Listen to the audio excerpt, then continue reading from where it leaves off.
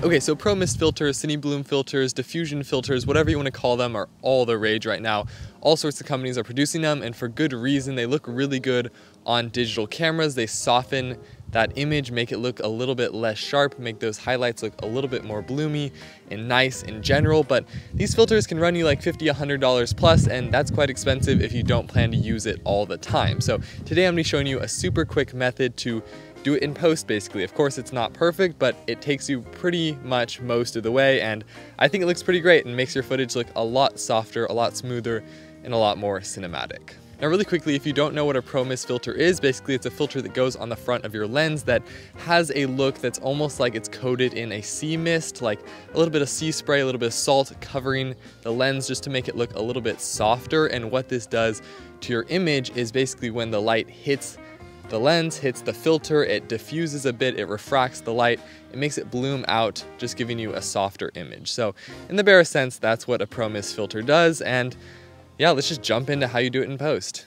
So like I said, this is super easy. The first thing you're gonna do is go into your editing software. You can use whatever editing software you'd like, but just drag in the clip that you want to add the Pro Mist effect to. Now what you're gonna do is duplicate that clip. So in Final Cut Pro, it's really easy. Just click on that bottom clip, hold Option and drag up, and it's gonna duplicate that clip right on top. And that's what you want. One clip on top of the other. They're exactly the same right now. But now what you're gonna do is go into your effects and find a blur effect. For me, I personally like using the Gaussian effect. I think that just looks the best, but I'm just gonna drag that on top of the top clip. It's gonna make it really blurry, blur everything out, and this obviously isn't what we want. So we're gonna go click on that top clip, go into our settings, and we're gonna lower the opacity from 100% to about 15 or 20%. And what this is gonna do is reveal the clip that doesn't have the blur underneath it, add just a little bit of blur and bloom on that top clip, and it's gonna really soften those highlights, make those shadows a little bit more light, and just make the shot look more cinematic.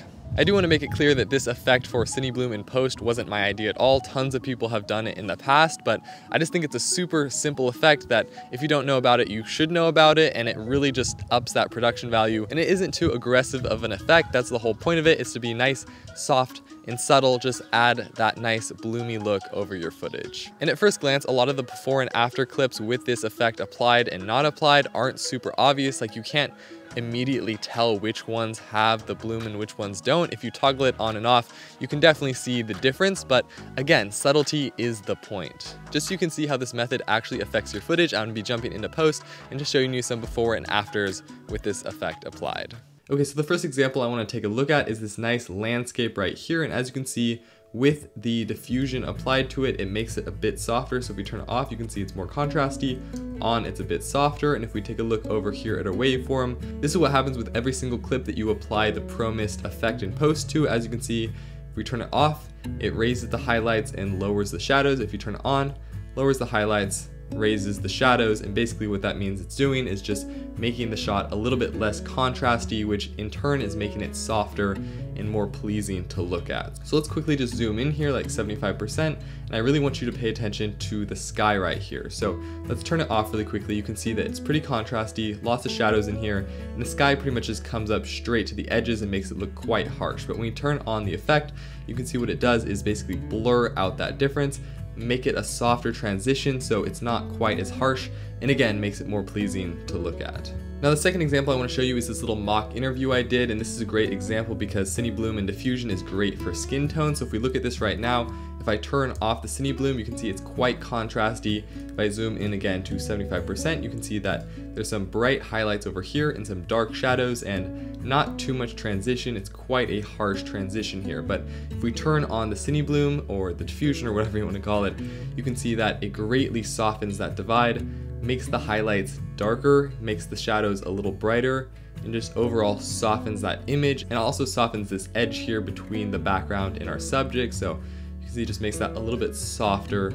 But if you're watching it back, I have the effect off right now, and then I turn it on, you can see that it just softens the image and makes it a little bit more nice to look at. And here's another example with skin tone. As you can see with it off, it's quite a contrasty shot. So if we punch in, you can see there's a lot of shadows and some bright-ish spots with some highlights. But if we turn on the effect, it brings the highlights down, the overall exposure is brought down, but it just blends the subject a lot better into the background and looks much more filmic than this, which is more digital, more sharp, This is much softer. And then again in this shot here, you can really see with the highlights, the sun is right here. So when I turn on the effect, it really blooms out and just has that light fall off on everything, giving it a more natural look. And then finally, another example with the bright sky. As you can see right here, all of this is pretty much just blown out, and it doesn't look great because it's very sharp against those dark edges. It's just a little bit too sharp. So when we turn on the Cine Bloom, fades everything out, has the highlights pop a little bit more into the shadowed areas, and just overall smooths out the shot, gives it that filmic look, and yeah, more cinematic. Anyway, that's basically it for today. I know this was a super simple and short video, but I just think a lot of people will find value in it, especially if you're not wanting to cash out $50, $100 for a single filter to apply to your camera, especially if you don't want to be using this effect all the time, or you don't want that bloomy look with all your shots. You just want it in certain circumstances. This post method is a great way to get that. But thank you as always for watching. If you like this video, be sure to like and subscribe down below. But with that said, I will see you all next time.